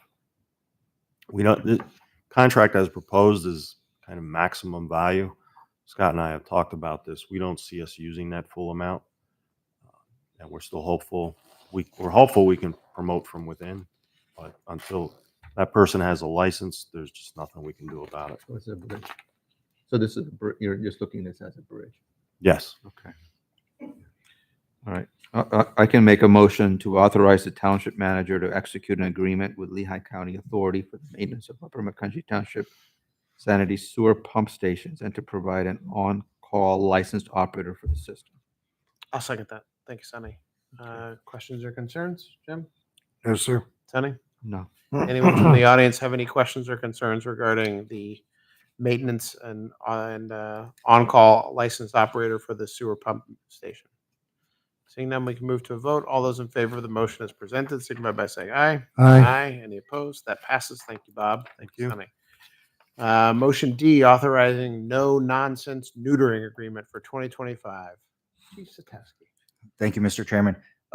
This would be for the township to enter into an agreement with no nonsense neutering to provide neutering and vaccination services to feral or free roaming cats. We were in this agreement last year as well, and it would just be a continuation. I'll make a motion to authorize an agreement with no nonsense neutering to provide neutering vaccination services for feral or free roaming cats in the township. Is there a second? Second. Thank you, Sonny. I really do enjoy, Chief, that you're the one to present this every year. Makes the most sense to me that our police chief is talking about neutering cats, but I guess that's where we are. Rates the same as last year? Didn't go up? If you know, $40 per cat? Yeah, I'm not sure. I'm not sure if that's went up or not. I know last year this was a service that wasn't really used, Okay. but it was available. Okay. So you don't remember any from last year at all? No. Okay. Any questions from anyone up here on the dais for the chief about neutering cats? Sir. Process, how to do it? Anything? I heard a no. No questions. Anyone from the audience want to say no nonsense neutering over and over again like me? Seeing no questions, we'll move to vote. All those in favor of the motion to authorize no nonsense neutering agreement, signify by saying aye. Aye. Any opposed? That passes. Thank you, Chief. Motion E, appointing Keystone Consulting Engineers as project engineers. Bob. Thank you, Mr. Chairman. At the reorg meeting earlier this evening, we appointed HRG as our official township engineer. However, there's going to be the need for a transition period with our former engineer, Keystone Consulting Engineers. We're just looking for approval to use them as project engineers to close out whatever remaining projects they can close or work with HRG to transition existing projects over to them. I'll make a motion to appoint Keystone Consulting Engineers as project engineers. Is there a second? Yeah, second. Thank you, Sonny. Sonny, I know you have a question. No, I'm good. I cut myself. Okay. Jim? I'm good. I have a question. Bob, do we have any idea, as to timing? I guess I can ask Ryan as well. A generalized idea of a timing window for the transition? And secondary to that, if you can help, how many specific known projects are we talking about at range? I don't need an exact number. Keystone sent me that list this afternoon. I don't know if Cal could open it, but I could not open the link to get Perfect. to the list. So I can't tell you exactly how many projects we Over have. 10, under 1,000? Over 10, but under 1,000. We're probably around 50. Okay. Various lengths. I spoke with one of the engineers today. We could see some things taking 4 to 6 weeks to transition. The one thing, and I mentioned to the board during the process, was the new Act 537 plan. The utility engineer at Keystone is heavily involved in that. That could be 6-8 months worth of on and off again time with him. So the best answer I can give you right now is 6 weeks to 8 months. Okay. And we have you're confident with staff and with HRG that we have for lack of a better word, a monitoring program to make sure that things are moving along as we need and that HRG, if necessary, can take in a project if we're not getting the cooperation we need on stuff? Yeah. Ryan, you feel good about that? Right. It takes two to tango with these types of situations. So personally, I've had a good relationship with Keystone over my career. Hopefully there aren't any snags during this transition. Okay. But we'll work with the township to make sure it goes as smoothly as possible. I do recommend, kind of backtracking to that, the VZAP ordinance updates. We do lean on Keystone. They know exactly why they wrote those ordinances the way they did. So it should be a team effort between the township, us, and Keystone to look at that. Okay. And for the record, Keystone has promised me a smooth and professional transition, and that's the hope. We're hopeful to follow through with that. Okay. So Brian, we'll leave it to you and your team for the transition pieces that you need help with, especially with the VZAP integration within the saldo and everything else. Correct. We'll be in constant good contact with Bob and Cal. We've been waiting for that list. So once the township gets to review it, hopefully we get it in the next couple of days so we can see how we want to attack, what projects are going to transition. Perfect. Were you able to open it, Cal? No. Not just now, no. Okay. All right. So we'll figure that part out. Questions from the audience regarding this? It's a Microsoft thing. It's not. Regarding this transition to the project engineers for Keystone. Seeing none, we can move to vote. All those in favor of the motion to appoint Keystone Consulting Engineers as project engineers, signify by saying aye. Aye. Any opposed? Passes. Thank you, gentlemen. Thank you. Motion F, authorizing the extension of time limitations for recording of docket 2357, the XPO expansion, and docket number 2048B, Mosser Road, revised final number 2. Cal. Thank you, Mr. Chairman. Our ordinances require that a plan be recorded within 120 days of approval. Both of these projects on the agenda this evening are very close to that recording status. However, they're not quite there yet, and their date to record is come due. So we're recommending that this would be their first extension. They were just approved by the board on September 5th. So we do recommend this first extension be granted to both docket 2357 and 2048B. I'll make a motion to authorize the extension of time limitation for the recording of docket number 2357, the XPO expansion, and docket 2048B, Mosser Road Revised Final Plan 2, for an additional 120 days ending on or about May 3rd, 2025. Is there a second? I'll second that. Thank you, Jim. Questions or concerns? Sonny? Just a question, are these delays outside agencies or internal, or do we have an idea? There was some outside agency delays. That's not and primarily it? both of these are wrapping up. So I expect you will not see these again. They will be recorded in the next month or two. Okay, thank you. Jim? I'm good. Anyone from the public? Perfect. Seeing none, we'll move to a vote. All those in favor of the motion to authorize the extension of time as noted, please signify by saying aye. Aye. Any opposed? That passes. Thank you. G, authorizing alcohol sales at 2025 township events. Ryan. Thank you, Mr. Chairman. So this is us asking for our various township run events to go through the process to provide alcohol sales at that list of events contingent upon a vendor successfully completing the requirements such as liquor control board permit, insurance liability requirements that we put forth, and review through the township staff and solicitor. Right, we are expanding our events in 2025. So rather than coming and asking for each one, we're asking for the list of township events that are here for the year. For example, last year we had 1 concert. This year we have 6. So rather than repeat this, figured do it once and get your approval. Okay, so I'll make a motion to approve vendors to serve alcohol at the following township run events: Winterfest, Bunny Hop Truck Hunt, concerts in the park, movies in the park, Barktoberfest, and Trunk or Treat Trail, contingent upon completion by the selected vendor of Upper McCounty Township Certificate of Insurance, alcohol liability, additionally insured requirements, proof of responsible alcohol management program, RAMP, employee certifications, and proof of Pennsylvania Liquor Control Board, PLCB, exposition permit, verified by township staff, including but not limited to the recreation manager, chief of police, township solicitor, and finance director. Actually regretting having to make that recommendation. I'll second that motion. Okay. Thank you, Sonny. Thank you. Questions or concerns, Jim? I'd like to just add the township meetings to this list. Oh, no, I'm Jim sorry. Jim I'm would like good. to revise the motion to include all township meetings. I'm good. Chuck, you got any problem with that? Sonny, questions or concerns? No, that's fine. Thank you.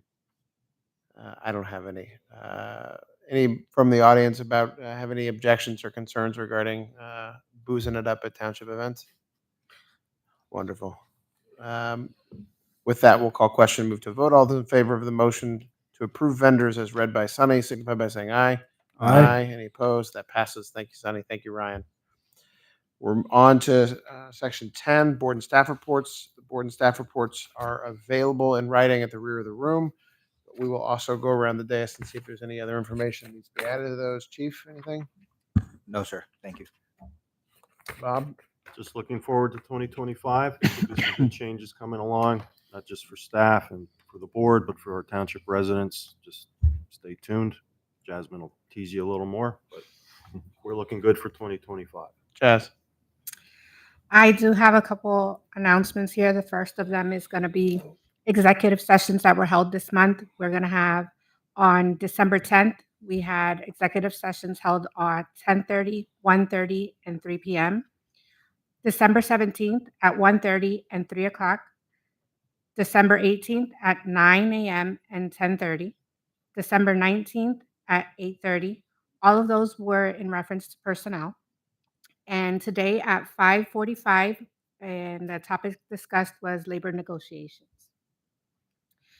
In addition to that, I wanted to make sure that everyone, if you have not subscribed to Township News, make sure that you go in, click and subscribe. There's going to be a lot of information coming out. There's something exciting that's going to be coming out, and I want everybody to be the first to know. There are going to be some notices coming out, some email blasts, and we just want to make sure that our residents are receiving the information as quickly as possible and by all means possible. So if you're just interested in knowing what happens for the Board of Supervisors, you can just go ahead and just click on that. You can unsubscribe if needed. And with that, we currently have 10,390 recipients that are getting this. This is not only township, this is also our neighbors that come to our events and want to know what's going on in our township. With that, we have an engagement rate of 82.8, which is hard to maintain. And since we've had this program going, we've pretty much maintained from an 80 to an 89%. And what that means is not only are we sending these out, people are actively clicking on these links to make sure that they're getting the information. Our website, Ryan, Emily, and myself, we're trying to make sure that those news blasts are going out as quickly as possible. We're using our banner more to make sure that that information is out there for you, as well as our Facebook. So please stay tuned, and if you have not subscribed, please make sure you subscribe. First of all, that's an incredible engagement rate. I've never heard of anything that high. That's great. I mean, and I think also you can sign up for agendas and planning commission meetings and zoning hearing boarding. And I know in the past I recall people asking for a way to get that information because they just didn't want to rely on having to go to the website, right? So that's all being included in those blasts. That is correct. And I'm going to steal a little bit of Brian's sunshine over there a little bit. But recently, there's also a newsletter that's going out with events just for recreation. So Ryan can give you a little bit more of that. So we are trying to increase the amount of information that's going out. It's just a matter of if you guys want to receive it as quickly as possible. Once again, make sure you click on that link. Thank you, Jazz. Cal? I'll just give one brief update. I haven't spoken regarding Tyler Technologies in a while. We're in the middle of our transition period. Actually, we're kind of nearing the end of it. We've been undergoing for over a year now. And we're looking forward to a community development launch of Tyler Tech on May 1st. That's just something that we've been aiming for quite a while now. We're still on track. The finance department did transition to it. The fire department as well did transition to it. So we're getting there, and stay tuned in the future for any land development or permit applications that will all be online in the future. That goal is in May of this year. May 1. That's our goal. Okay. Thank you, Cal. Andrew? I have nothing to add. Ryan, your first day. Got a lot to add? Nothing much to add, just happy to be here, and we appreciate the opportunity. Well, we're happy to have you and looking forward to working with you and George and your team. Mr. Griffiths.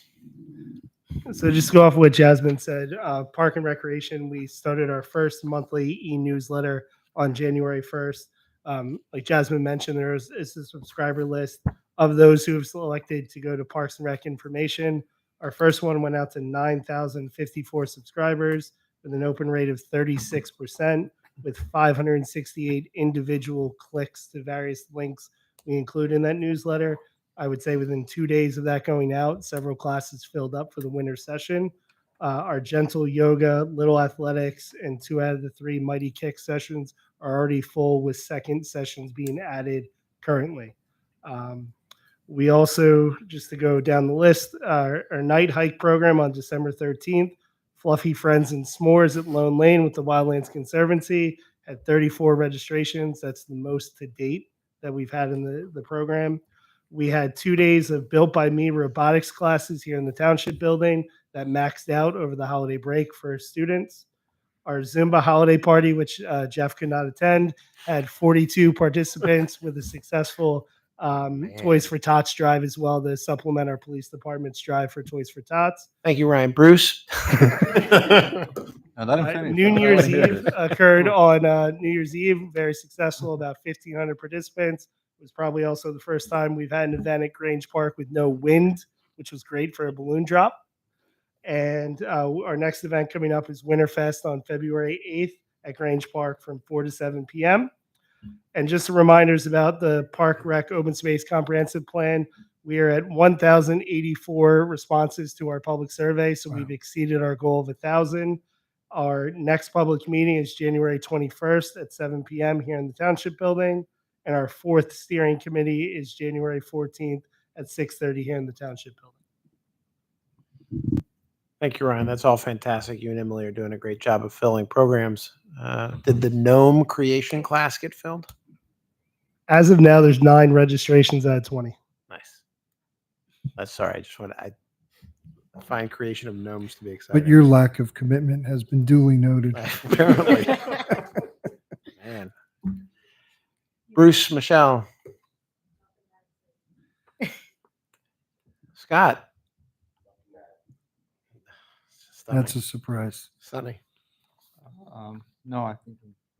Jim? I'm good. I will note that on Sunday, January 12th, is another monthly breakfast at Station 25. If anyone's watching, attending, or otherwise interested, I'm going to be there probably at 8:30 or 9 o'clock to have breakfast. Feel free to ask me anything you want. Sit down. Doug was there last time. We had a nice conversation for an hour. But I'm available if anybody has anything they want to ask me at that point. Public comment, courtesy of the floor. Anyone have anything they want to be heard about, grievances or otherwise? I think Doug's probably making fun of me, so that's okay. Anybody or anything? Is there a motion to adjourn? I'll make that motion to adjourn. I'll second that. All those in favor of adjourning, signify by saying aye. Aye. Aye, and we are adjourned at 8:51. Okay. Beautiful. Okay.